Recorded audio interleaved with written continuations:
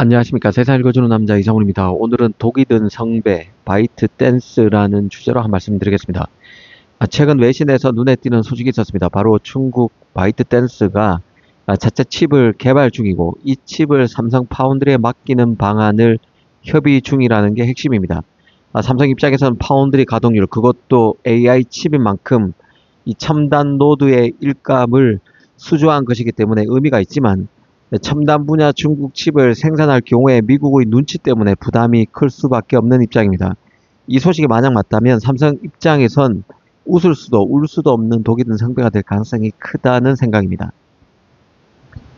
사실 그 바이트 댄스는 그간 엔비디아의 고성능 GPU, 가령 호퍼백 같은 칩을 구하기 어려워지자 칩 설계 도우미인 미국의 반도체 설계 전문 기업이죠. 브로드컴과 손을 잡고 5나노급 그 AI 칩 설계를 진행해 왔습니다.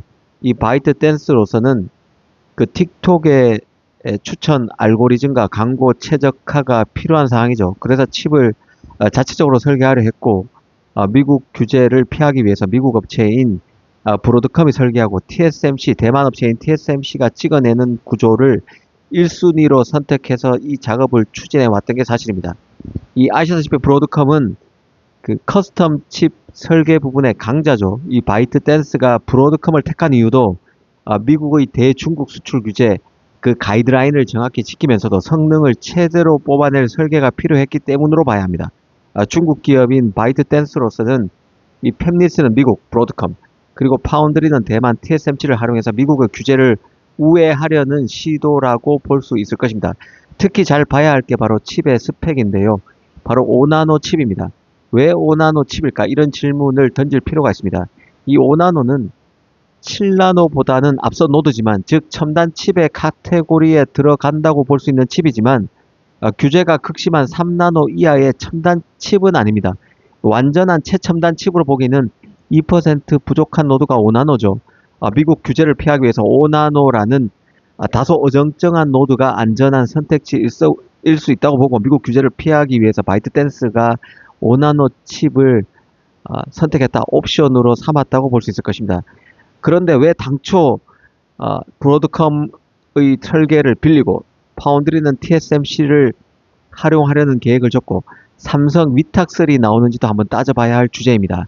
이번 로이터 보도에 따르면 삼성에 맡기는 방안이 지금 협의 중이라고 나오는 것이죠.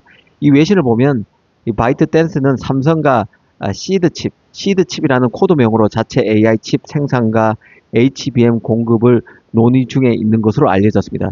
원래는 바이트 댄스가 TSMC에서 이 5나노 칩인 시드칩, 코드명으로 시드칩이라고 하는데 이 시드칩을 찍으려고 했지만 TSMC가 이미 애플, 엔비디아 등의 그 미국 빅테크 물량으로 설비 라인이 꽉 차 있고, 게다가 대만 정부도 TSMC가 중국 물량을 받기를 외면하기를 바라고 있는 것이죠. 대만 정부 눈치도 또 TSMC는 볼 수밖에 없는 상황입니다. 미국과의 관계 때문에 그런 것이죠. 그래서 바이트 댄스가 TSMC 당초 1옵션이었던 바이트 댄스가 1옵션이었던 TSMC를 버리고 파운드리 파트너로 삼성을 택한 것으로 보입니다. 그러니까 브로드컴과 삼성의 조합인 것이죠. 특히 삼성은 그 HBM 패키지 솔루션도 가능합니다. 메모리 확보가 절박한 시점인데요. 바이트 댄스 입장에서는 삼성만큼 매력적인 대안이 없었을 것으로 봅니다. 문제는 삼성인데요. 순수한 비즈니스 관점에서만 바라본다면 당연히 삼성은 이 바이트 댄스 칩 물량, 시드 칩 물량을 외면할 이유가 없는 것이죠. 받는 게 좋습니다. 하지만 미국 압박 때문에 이 물량을 넙죽받기도 힘든 게 사실입니다. 이 개인적으로는 이 바이트 댄스 소식을 보면서 바이두부터 떠올랐습니다. 삼성은 과거 중국 최대 포털인 바이두의 칩을 수주하려다가 결국 수포로 돌아간 적이 있습니다. 이번 바이트 댄스 소식을 보고 바이두의 완전한 데자뷰 같은 느낌이 들었었는데요. 일단 삼성 파운드리는 2019년에 바이두의 자체 AI 칩인 쿤눈이란 칩을 14나노 공정 수주를 통해서 따냈고 양산도 한 적이 있습니다. 당시 그 삼성은 모바일에 치중됐던 파운드리 영역을 고성능 컴퓨팅 HPC로 넓힐 좋은 기회로 봤던 것이죠. 그래서 바이두 칩을 쿤눈이란 칩을 14나노에서 유치한 것입니다. 하지만 결국 미국의 전방위 압박 때문에 사실은 양산을 지속하지 못하고 금세 접어야 했습니다. 이뿐만 아닌데요. 작년 2025년에도 비슷한 일이 있었습니다. 이번에는 14나노도 아니고 최첨단이라는 2나노 칩이었습니다. 삼성과 바이두가 최첨단 2나노 공정에서 AI 칩을 만들고 HBM까지 탑재하는 대형 프로젝트를 논의했지만 트럼프 2기 행정부가 지난해인 2025년 출범하면서 논의 자체가 결국 중단되고 말았습니다. 그래서 지금 다시 바이두 칩과의 인연은 금세 끝나게 되고 이번에 바이트댄스 얘기가 나왔는데 바이트댄스가 정확하게 2나노 칩이 아니라 AI 칩으로 5나노 칩을 들고 나온 것이죠. 그리고 TSMC 대신에 삼성을 다시 들고 나왔습니다. 이 삼성은 바이두 사례에서 보던 수익성 높은 사업을 눈앞에서 놓쳤다고 보는 게 맞을 것입니다. 이번에도 그런 과거를 떠올리게 되면 결국 바이두처럼 이번 바이트댄스 건도 더 위험할 수 있다는 생각이 드는데요. 삼성은 현재 미국 텍사스에 수십조 원을 들여서 공장을 짓고 수조 원의 보조금을 받기로 약속된 상태입니다. 이 바이두 때보다 미국에 잡힌 인질 형태의 보조금, 투자금이 훨씬 더 많다는 의미로 해석할 수 있는데요. 특히 바이트댄스는 틱톡을 보유하고 있습니다. 틱톡의 모회사죠. 바이두보다 훨씬 예민한 기업이 바로 바이트댄스입니다. 미국 입장에서 보면 그렇다는 뜻입니다. 이미 미 상무부는 이 파운드리에게 너희들 고객사가 우회해서 중국으로 칩을 빼돌리는지 직접 감시하라는 검증 책임을 지우고 있는 상태입니다. 만약 바이트댄스 칩을 만들다가 사고가 나서 삼성이 모든 책임을 뒤집어 쓸 수도 있다는 뜻입니다. 삼성은 앞서 말씀드렸던 2019년과 2025년도에 바이두 학습 효과도 있는 것이죠.